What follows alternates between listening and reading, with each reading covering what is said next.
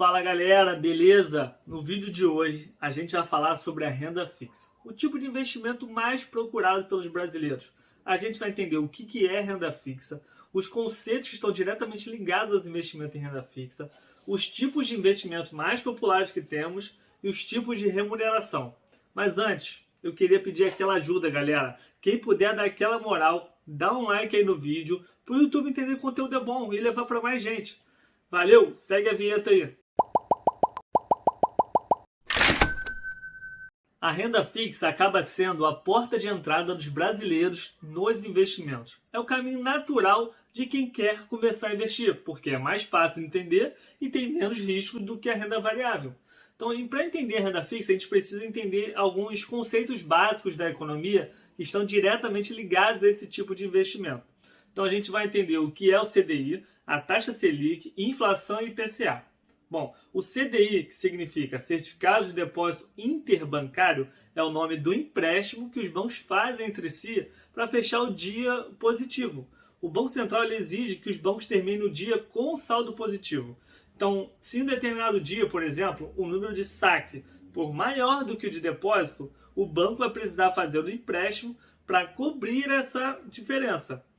Mesmo se você quisesse, não é possível investir no CDI. Ele é só uma referência que os bancos usam para alguns investimentos. Ele é calculado todo dia e normalmente ele sempre fica ali próximo da taxa Selic, um pouco abaixo. A taxa Selic é a taxa básica de juros da nossa economia. Ela serve como referência para as taxas de juros do mercado, as que são cobradas em empréstimos e financiamentos, por exemplo. A taxa Selic ela é definida a cada 45 dias pelo Copom e seu objetivo é controlar a inflação. O Copom ele pode aumentar a Selic para desacelerar a economia ou diminuir para estimular o consumo.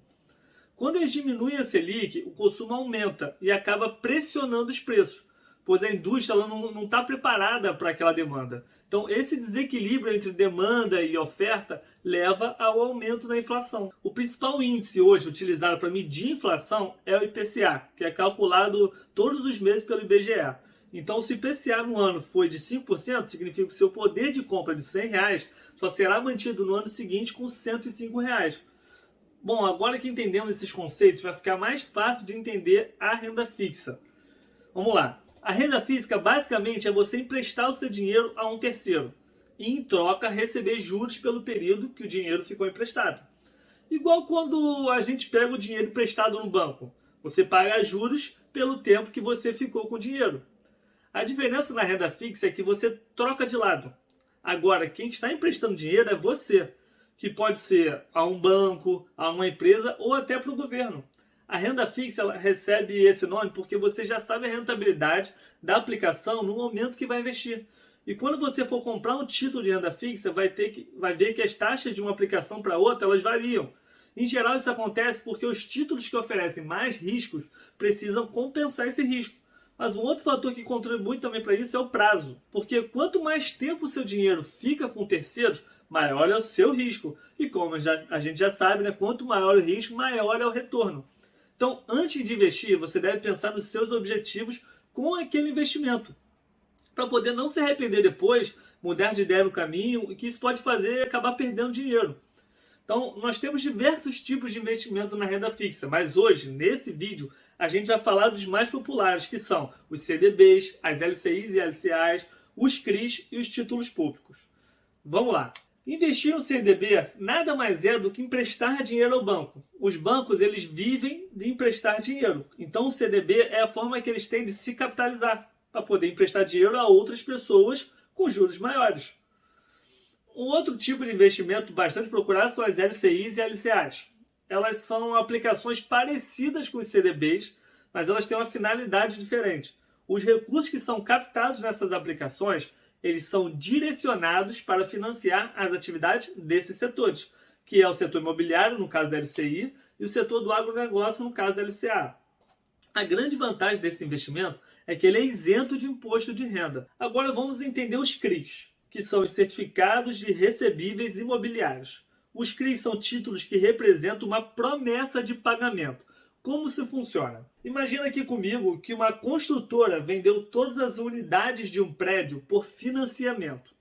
A empresa ela só receberia esse dinheiro todo depois de anos, mas ela não pode esperar. Ela precisa do dinheiro agora para fazer novos prédios.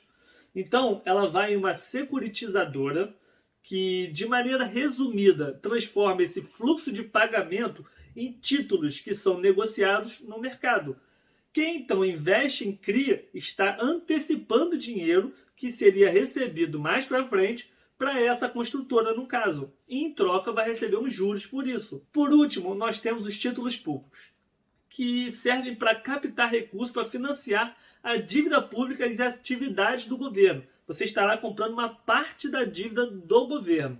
Um outro ponto importante que você precisa saber é sobre os tipos de remuneração das aplicações de renda fixa, pois elas podem ser pré-fixada, pós-fixada ou mista, em que há um componente pré-fixado e outro pós-fixado. Nos títulos pré-fixados, a taxa de juros é fixa e você sabe exatamente quanto vai receber no resgate. Já nos pós-fixados, a taxa de juros negociada é referenciada a um índice, que pode ser o CDI que a gente falou lá atrás, por exemplo. Como a rentabilidade desses títulos é relacionada a um indexador, ela varia ao longo do termo, de forma que você só saberá o valor no final do período. Aí sempre rola aquela dúvida, é melhor comprar os títulos pré-fixados ou pós-fixados?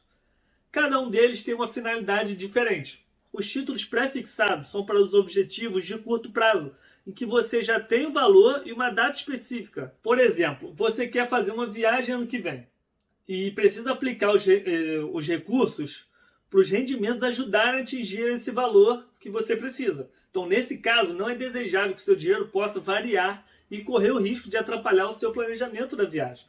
Então, para esses casos, a taxa pré-fixada é a melhor opção. Agora, se você está pensando em projetos mais longos, como comprar uma casa ou até mesmo uma aposentadoria, o mais recomendado nesses casos são os pós-fixados. Beleza? Então, galera, é isso. Espero que vocês tenham gostado. Deixa nos comentários se ficou qualquer dúvida ou se tiverem qualquer sugestão de vídeo. Lembre-se, esse canal é de vocês. Quem ainda não deu like, dá essa moral para o YouTube levar para mais gente, galera. Valeu, obrigado e até a próxima. Tchau!